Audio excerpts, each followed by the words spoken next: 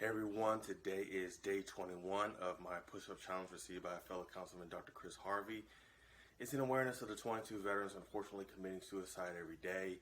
Additionally, 14 of them are not VA health enrolled, so we might have been able to prevent those deaths.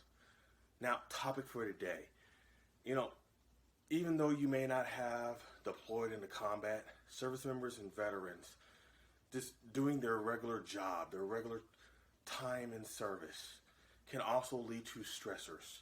Stressors that are also, once again, probably uncommon to those that have not served, and maybe even those that have served not really realizing some of the underlying things that make our profession so unique.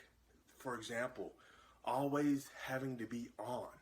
What I mean by on, you're always getting a new superior, a new peer, a new subordinate almost every year. So you're always having to show and demonstrate your technical expertise, as well as why someone should trust you or follow you in leadership, right? So you always have to be on.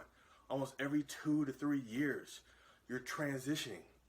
The norm is every 2 to 3 years, you're transitioning from one unit to another, one location to another. So there's stressors that come with that. The unknown, the new environment, the new processes, the new expectations, especially if I have kids, right?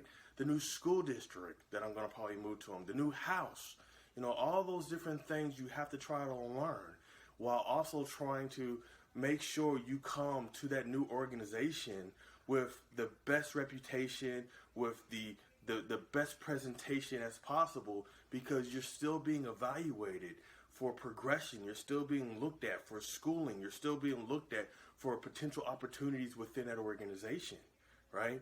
The evaluation system in itself within the military is somewhat stressful, because even though I'm supposed to build relationships with my peers, I'm still competing with them for that top block, that above the zone, that above everybody else category. Even for my subordinates, they're competing with me to get in or to like me or for me to like them, because I only have so many top blocks or so many rankings I'm able to give out throughout my whole military career because of the way that the evaluations are structured. So that in itself creates some type of competition unintentionally. And then you just have the regular service, things that will probably naturally happen. I remember being stationed in Germany when the Germany bombing started to happen when I was commanding in NATO. We were on lockdown because we didn't know where they were happening. They were happening in different areas. And so, one, we had to be in our uniforms, take our uniforms off anytime we got off base, even if it was to go to lunch for an hour. And then the different concerns, we didn't have one big base. So we had to go from one base to another that was maybe just 1 mile from each other, one to go eat at, one that we worked at, and one that we lived at. We had to change our uniforms all the time, take them off, put them on.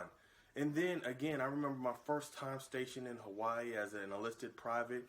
I made a real close friend named Pintoha, and basically him and I, we went out, we did almost everything, right? It was a great friend. And then next thing you know, in about 1.5 years, he's up and he's gone.